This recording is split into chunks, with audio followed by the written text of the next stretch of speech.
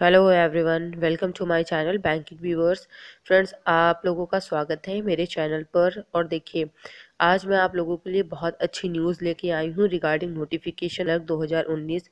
तो मैं आपको पूरा रीज़न बताऊंगी कि आपकी वैकेंसी 2019 में आएंगी और किस तरीके से आएंगी। ठीक है, तो इस वीडियो को लास्ट तक ज़रूर देखिएगा, आपको हर चीज़ क्लियर कर दूंगी।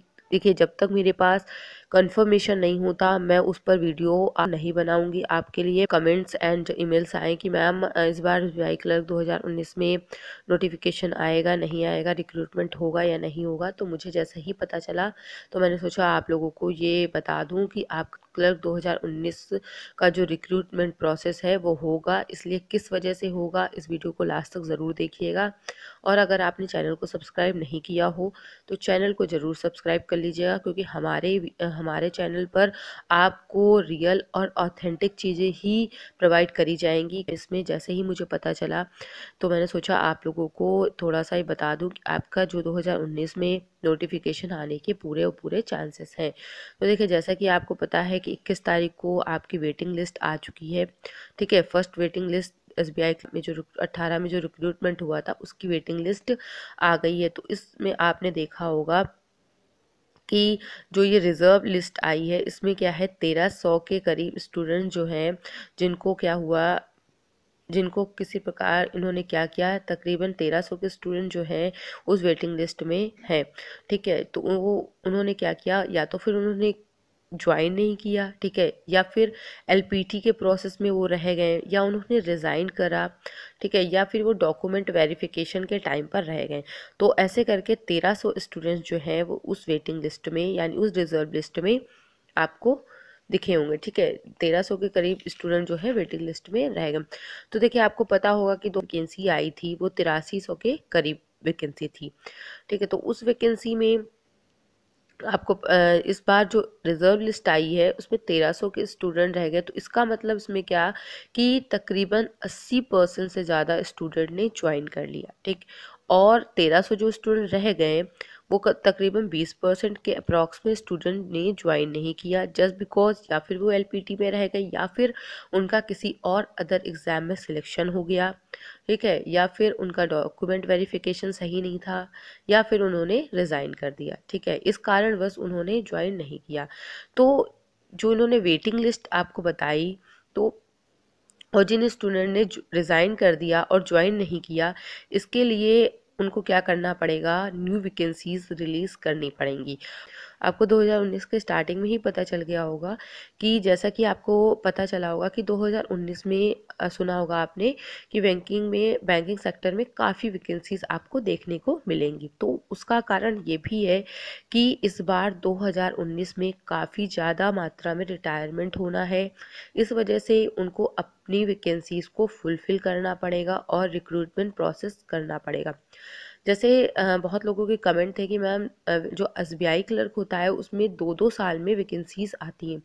ऐसा कुछ ज़रूरी नहीं होता, कहीं भी किसी भी नोटिफिकेशन में ये लिखा नहीं होता है कि 2 साल में ही वैकेंसी रिलीज़ करी जाएंगी।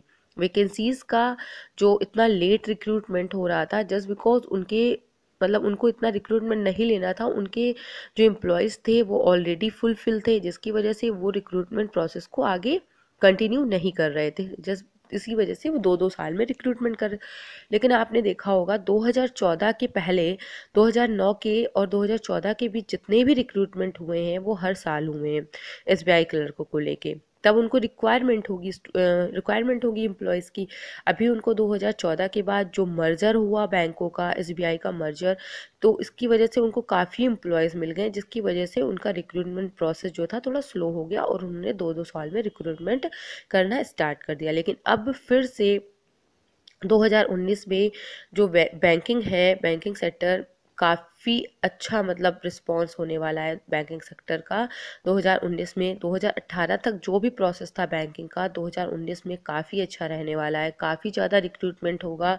रिटायरमेंट भी इसका एक कारण हो सकता है, और जो बैंकिंग है उसको थोड़ा अच्छा सेक्टर कंसिडर किया जाएगा। इस वजह से यहाँ पर इनको रिक्रूटमेंट प्रोसेस थोड़ा ज़्यादा करना पड़ेगा। इसी वजह से आपको सुनने को मिला होगा कि काफ़ी वैकेंसीज बैंकिंग सेक्टर में 2019 में आएंगी। तो देखिए, इसका यही एक कारण था कि आपको 2019 में नोटिफिकेशन तो एसबीआई क्लर्क का देखने को ज़रूर मिलेगा।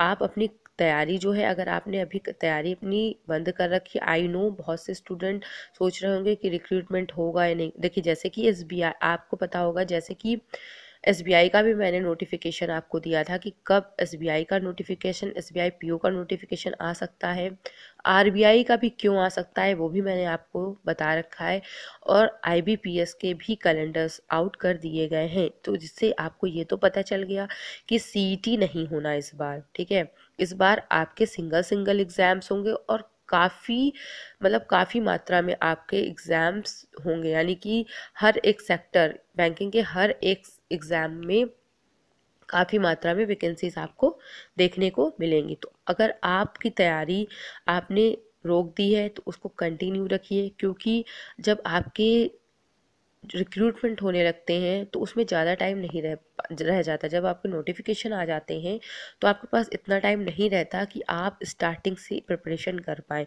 बहुत से ऐसे स्टूडेंट होंगे जो 2018-2019 में भी अपनी प्रिपरेशन चालू किए होंगे, उनके कंसेप्ट इतने क्लियर नहीं होंगे जिसकी वजह से वो 2018 में भी सिलेक्शन नहीं ले पाए। तो ये गलतियाँ आप 2019 में मत करिए।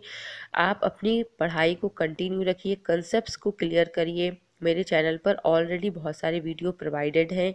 पजल्स बनाने में बहुत लोगों को दिक्कत होती है, वीडियो को देखिए, लास्ट तक देखिए, तभी आप चीज़ों को समझ पाएंगे और सीख पाएंगे। क्वांट में प्रॉब्लम है, ठीक है, तो आप जब तक अपनी कैलकुलेशन अच्छी नहीं करेंगे, और मैंने जैसे बताया अप्रॉक्सीमेशन, सिंप्लीफिकेशन, नंबर सीरीज, इन सब क्वेश्चंस को आप जब सॉल्व करेंगे तो आपकी स्पीड अच्छी होगी। और आपको पता है कि प्री में जब तक हम इन सब चीज़ों पे, इन सब टॉपिक्स पे कमांड नहीं करेंगे तब तक आप अच्छे नंबर गेन नहीं कर सकते।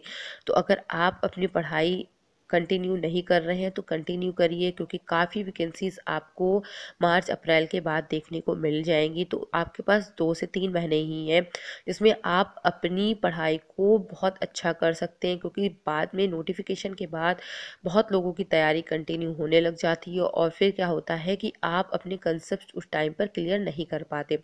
तो अपनी पढ़ाई कंटिन्यू रखिए, कंसेप्ट क्लियर करिए, और आपको मैं पूरी प्रिपरेशन टिप्स बताऊंगी किस प्रकार आप अपनी पढ़ाई कंटिन्यू रखें। आप मेरे चैनल्स पे बहुत सारे वीडियो प्रोवाइडेड हैं, उन पे देखिए, उनको किस प्रकार उन क्वेश्चंस को सॉल्व किया जाता है, उनसे आपको बहुत हेल्प मिलेगी।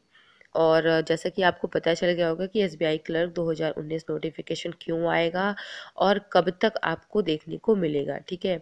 तो आपको 1 से 2 महीने, यानी कि अप्रैल मार्च के अप्रैल तक आप मान सकते हैं कि आपको एसबीआई क्लर्क का भी नोटिफिकेशन देखने को मिल जाएगा। जैसा कि हर बार जिस टाइम पर आता है उस टाइम पर इस बार भी आपको नोटिफिकेशन दिख जाएगा। तो स्टार्ट करिए अपनी प्रिपरेशन को, और अगर कोई भी प्रॉब्लम हो आपको तो मुझे कमेंट करिए। देखिए, मैं आप लोगों को तुरंत रिप्लाई करती हूँ, आपको ये बात पता है कि आपके कमेंट देखते ही मैं आपको तुरंत रिप्लाई करती हूँ। तो आपको अगर कोई भी क्यूरी हो, आपके मन में कुछ भी आप पूछना चाहते हैं क्या रिलेटेड टू एग्ज़ाम, कैसे स्टडी करें, क्या करें, आप मुझसे पूछ सकते हैं, मैं आपको तुरंत रिप्लाई करूँगी। और अगर आपने चैनल को सब्सक्राइब नहीं किया हो तो उसके लिए चैनल को ज़रूर सब्सक्राइब कर लीजिएगा। उसके बगल में एक बेल नोटिफिकेशन होता है, उसे ज़रूर इनेबल कर लीजिएगा, ताकि आपको ऐसे नोटिफिकेशंस के वीडियो या कोई भी वीडियो जो मैं आपको अपडेट करने के लिए डालूँ आपको तुरंत मिल सके। तो चलिए, आज के लिए इतना ही। Thanks for watching. वीडियो पसंद आई हो तो लाइक ज़रूर करिए।